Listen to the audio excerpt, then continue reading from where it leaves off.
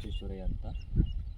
ನಾವು ಇವ್ರನ್ನ ginger field ಯಾವೇನು spray ಮಾಡಿಸಿದ್ವಿ ಅದನ್ನು ಇವ್ರ ಮಾಹಿತಿಯನ್ನು ಈಗ ಸರ್ ನಿಮ್ಮ ಹೆಸರು ಪರಿಚಯ, ನಿಮ್ಮ ಊರು ಏನಾದ್ರು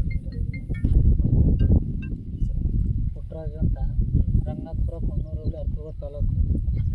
ಹೊಡೆದ ಮೇಲೆ ಶುಂಠಿ ಎಲ್ಲ ಚೆನ್ನಾಗಿ ಬಂದಿದೆ. ಸ್ಟಾರ್ಟಿಂಗ್ ಏನು ಮಾಡಿದ್ವಿ? ಸ್ಟಾರ್ಟಿಂಗು ಒಂದು 2 ತಿಂಗಳು ಟ್ರೆಂಚಿಂಗ್ ಮಾಡಿದ್ದೆ. ಅದಾದಮೇಲೆ ಇದು ಕೊಟ್ಟು ಸ್ಪ್ರೇ ಮಾಡಿದ್ದೀವಿ. ಎಷ್ಟು ಚೀಲ ಹಾಕಿರ ಸರ್ ನೀವು? ಎಷ್ಟು ಎಕರೆ? ನಾವು 15 ಎಕರೆಗೆ ಹಾಕಿದ್ವಿ. ಹಾಂ, ಹೇಗೆ ಅನಿಸ್ತಿದೆ ಇದು ಕ್ಲೀನ್ ಮಾಡಿದ್ಮೇಲೆ ಪರವಾಗಿಲ್ಲ, ಚೆನ್ನಾಗಿ ಬೆಳೆ ಇಂಪ್ರೂವ್ ಆಗಿ ಬಂತು. ನೆಕ್ಸ್ಟ್ ಇದರಲ್ಲಿ ರೆಡ್ ಅಂತ ಬರುತ್ತೆ ಸರ್, ಫ್ಲವರಿಂಗ್ ಸ್ಟಾರ್ಟ್ ಆದಾಗ ಅದಾದಮೇಲೆ ರೆಡ್ ಅಂತ ಬರುತ್ತೆ.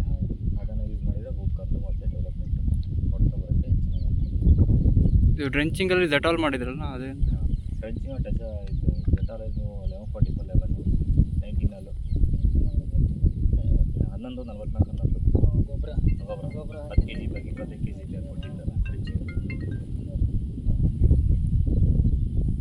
ಅದು ಸ್ಪ್ರೇ ಮಾಡಿದ್ವಿ. ಡ್ರೆಂಚಿಂಗ್ ಮಾಡಿ ಇದನ್ನು ಸ್ಪ್ರೇ ಮಾಡಿ ಎಷ್ಟು ದಿನ ಆಯ್ತು? ಇದು ಮಾಡಿ ಎಲ್ಲ ಹೆಚ್ಚು ಒಂದೂವರೆ ತಿಂಗಳು. ಒಂದೂವರೆ ತಿಂಗಳು.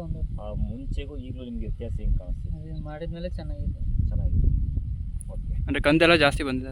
ಕಂದುಗಳು ಜಾಸ್ತಿ ಬರ್ತೈತೆ ಮತ್ತು ಗ್ರೀನ್ ಎಲ್ಲ ವೈಟ್ ಇದ್ದಿದ್ದೆಲ್ಲ ಗ್ರೀನ್ ಎಷ್ಟು ಬಂದಿದೆ? Okay, thank you sir.